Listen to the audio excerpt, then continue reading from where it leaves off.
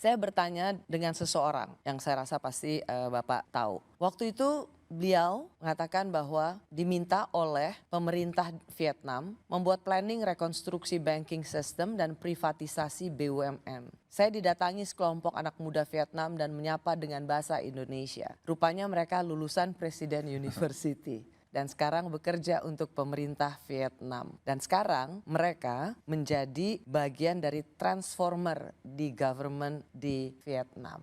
Kira-kira Bapak bisa menebak nggak siapa orangnya? Saya udah losing track gitu, karena udah saking banyaknya. Dari Pak Laksamana Soekardi. Oh. Jadi sebagai seorang founder pun, he was amazed Yeah. karena ketika dia ke Vietnam, dia menemukan anak-anak lulusan Presiden University dan bekerja di pemerintahan di Vietnam dan menjadi transformer di sana. Cikarang gitu, itu kan maaf ya Pak ya, Yeah. jangan tersinggung ya Pak. Ya. Kan nggak elit Pak kawasan ya Pak. Nah tapi kenapa Bapak merasa bahwa kalau orang dari luar oke lah. Tadi yang Bapak bilang negaranya belum maju dan di ini. Tapi kalau untuk anak Jakarta, anak Indonesia, mereka punya kampus yang lebih di tempat gaul gitu. Bagaimana satu kawasan yang dianggap tidak cukup elit buat anak calon mahasiswa itu bisa dianggap wah ini adalah tempat terbaik saya untuk menimba ilmu. Ya, jadi memang itu tantangan untuk mencitrakan bahwa Cikarang itu bukan desa tertinggal. Karena di sini ada pabrik-pabrik dari 36 negara. Sehingga interaksi antara mahasiswa, dosen, dengan para pekerja-pekerja pabrik yang banyak orang asingnya itu tinggi sekali. Jadi meskipun Cikarang, tapi this is an international city. Apa yang membuat Bapak merasa